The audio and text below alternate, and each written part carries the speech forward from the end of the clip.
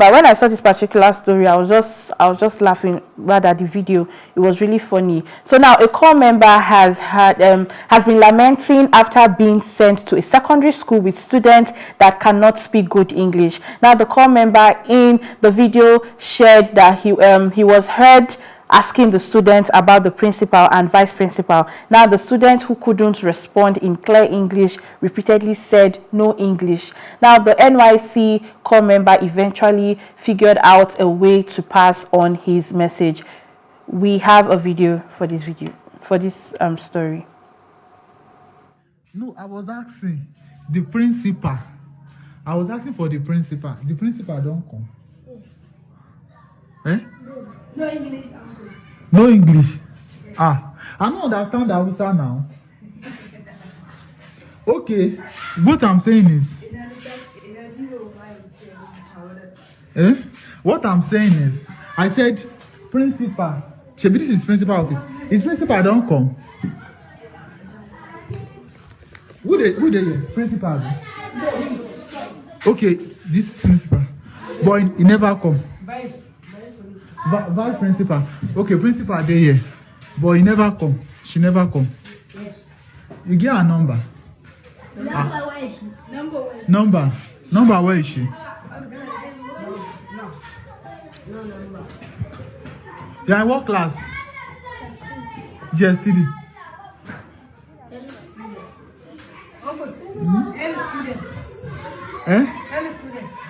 Early student.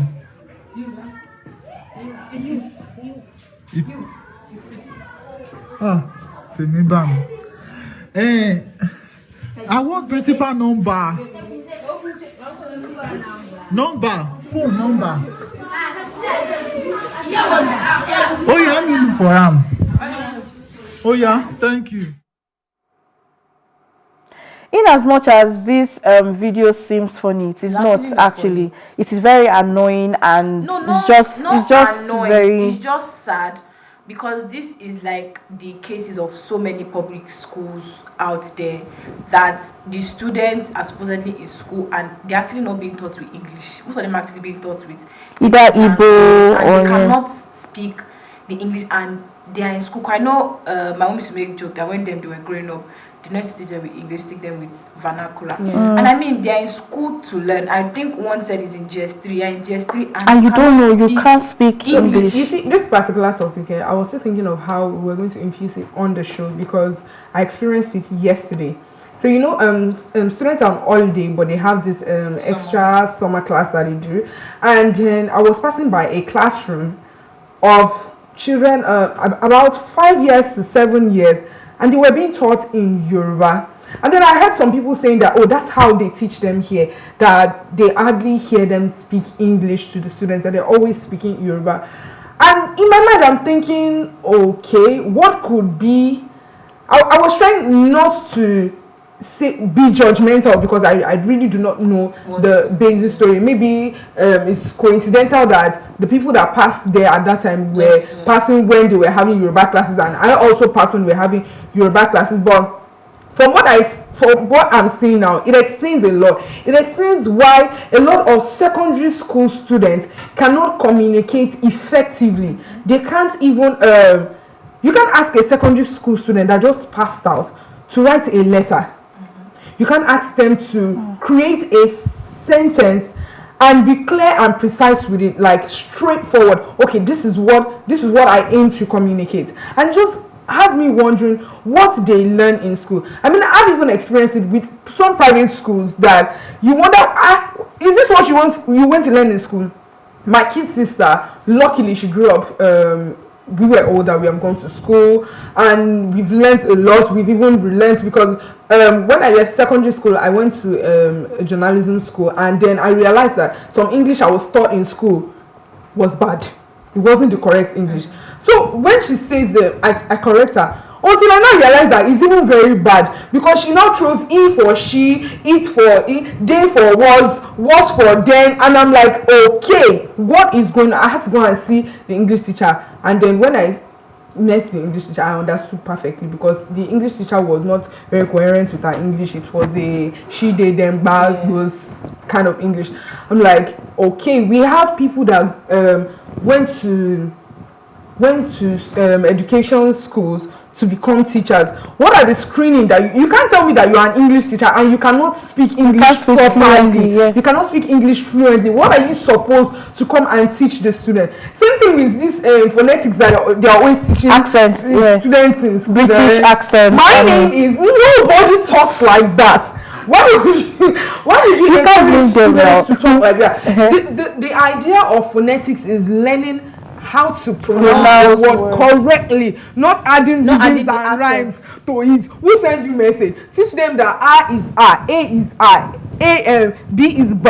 That is it. Which one is my name is Bumi? I go to school from the United States of America. Like, these things are really annoying. And then we now push the students out to go and do what? How do you expect them to survive with this kind of educational background? And most of the times, eventually you really can't blame students because I mean, like you said, the teachers that are gotten, I mean, most of these teachers, what qualifications do they have? What certificates do they have? Most of them just see that should be just to teach. Anyone can just apply. Yes. I know a teacher that has been in service for over 15 years. She doesn't know how to operate a computer, a laptop. She has not added any additional knowledge, and I'm like, in 15 years the world has evolved so much, especially the rate at which the world is evolving now is very fast. You cannot afford to say you still want to continue using the knowledge of 20 years, 10 years, even 5 years ago. There are some updates that are now to the dictionary, there are some updates that are now to how you pronounce words, there are new discoveries of things. You have to be on your A game, especially teaching. You are a teacher, for crying out loud. The idea is you have the knowledge, you are coming to impact it. But if you are ignorant of it, what are you supposed to teach these people? This just sums up that the educational system in Nigeria is really, really poor, honestly speaking, because I don't even understand how you'll be in just 3. You don't know common English. Where is your vice principal? Where is your principal? No you English. Don't say no English. And that particular video, you can tell that particular school is in the north, because these things happen most especially in that part of the world. It happens everywhere. No, but it is more in the north, because they don't really teach, they don't give them this orientation that okay, you need to learn this.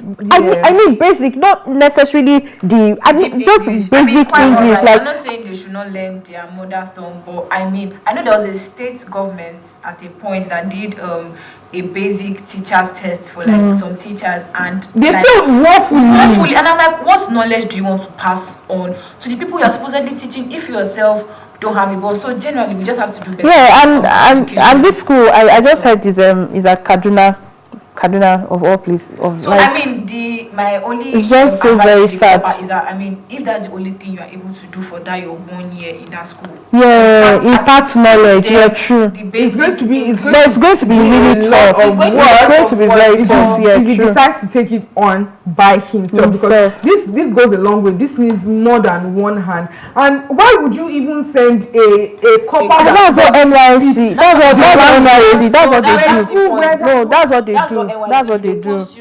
Any part of the world, honestly. There's really a lot going on, but the educational system of Nigeria needs to do better. Because speaking of this thing now, I just remember that the primary school that I went to, there was one primary school that I went to. I went there recently, and the teachers that taught my uncles, they're still in the school, and it is bothering me because you are teaching classes of primary 5, primary 6. I mean, I know how they say older people have experiences with younger kids. Keep them there, let them be learning rhythms and rhymes, good morning, my teacher, things like that. But from primary 1, the teachers need to be advanced, not old. Like this, if you go and ask now, those teachers do not have more than the certificate that they had when they taught me, and that's what they are still using to teach these students now. So what happened to the advanced words, the advanced learning, Because- the advanced mode of teaching? Yeah, because if you even look at the dictionary now, they keep bringing out new edition, new revised right. edition, and also we really need to do better in our educational Especially system. the public Honestly, schools, because public not schools. every parent is blessed enough to send their children to private where they Yeah, can learn public the and Montessori. semi.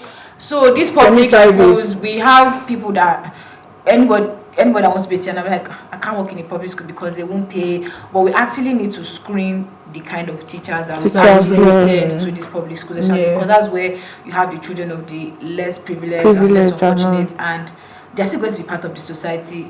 And there are actually a lot of them in lot public of schools. them So in public look at the schools. kind of things that we are pouring out into the society. So, yeah, true, honestly. Anyway, so let's move to the last story for today. Now, a Nigerian man has said he no longer loves the girl he is about to get married to, but he's scared to tell her. Now, her family and his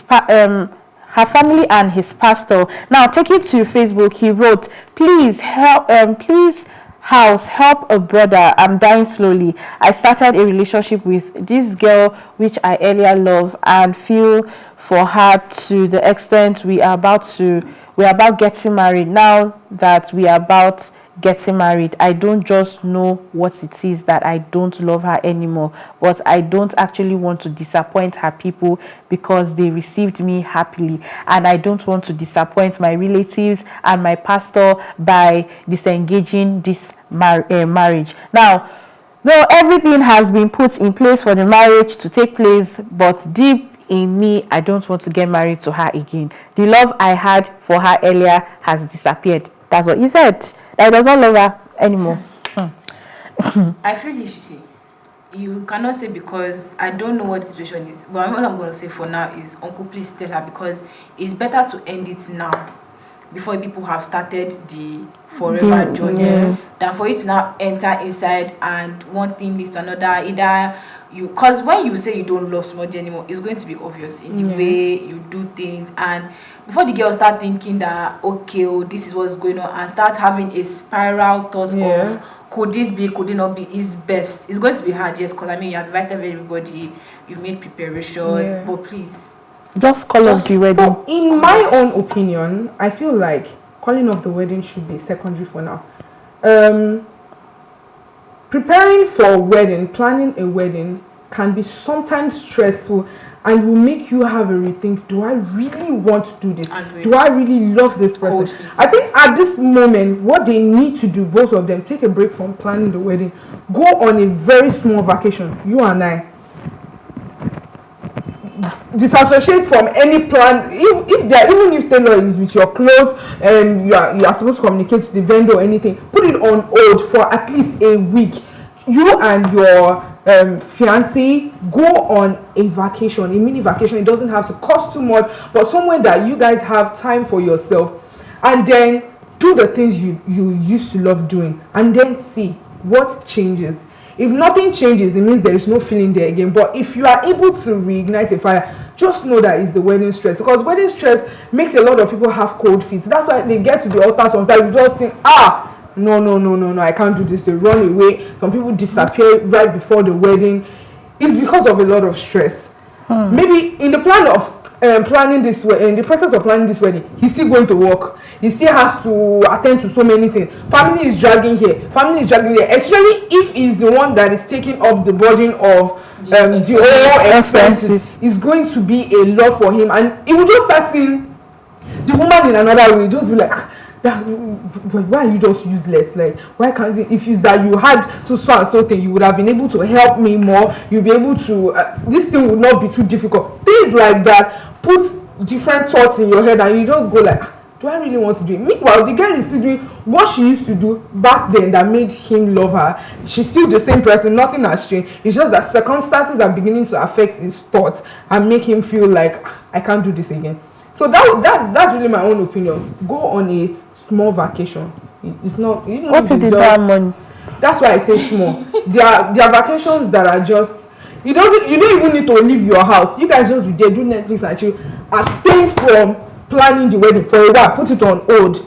Focus on yourself and your babe. But for me, I don't think planning of wedding should be a criteria for you to you begin to feel like you don't love the person. Plan wedding before for yourself. That's why we have event planner. Why do we have event planners? Not everybody have the luxury. But you have siblings that can help you plan your event. Yes, it depends on how your siblings are able to manage things. Trust me, when it comes to my wedding, I will not put anything on my siblings because I know that they will kill me before I kill myself. They are reliable, but not to a certain extent. So I would not want to do that. So I would rather do those things on myself, which is stressful for me also, but it's less stressful if I'm handling it by myself than if my siblings are handling it. See, the thing is, if you love someone, no matter the stress, you would still go with that wedding. That's just it. No. Why do you think marriages fail when kids start coming in? It just used to be the two of them. Yeah, they sing themselves. But now they have kids. Kids will annoy you. You are frustrated on how to take care of the kid. You're frustrated on a lot of things. It's the both of you that will but actually, see, talk to her first of all and let's know what's up. Because it's not be fair to say because you're scared. Just air your opinion. Tell her, okay, see, I don't think I'm feeling this thing anymore. Let's just do, like you said, sit down and talk. Yes, agreed. You can run out of love for somebody. Love they finish, but don't say because they already met the family. Yeah, you not say just that's a very you're going to be deceiving yourself and you're going to be that's like him I think trying to marry her on pity. Let me just pity out of pity, let me just marry. I'm not going to be nice actually. 3 months down is going to be very bad. You can manage the first month, second month, just put up a smile, but eventually you get before you know it, the marriage will wear out really fast. And don't do that. In next 6 months you are divorced, you are going out for divorce and all. Just air your opinion. Tell her that okay, you're not doing this any longer and do not marry her out of pity. But this is where we need to draw the curtain for today, guys. Thank you for watching. As always, join the conversation on social media with the hashtag #TeaTime, and remember you can catch up on all our previous episodes, including this very one and all our exclusive content by subscribing to our YouTube channel at PlusTvAfrica Lifestyle. You can also watch Tea Time on Alto TV and in London on Ben Television and Star Time channel 308 and DSTV channel 408. A big thank you goes to my co-anchor 007 and Toby. Thank you guys for holding me, and to all my production team, thank you. My name is Uyime Elijah. Bye for now.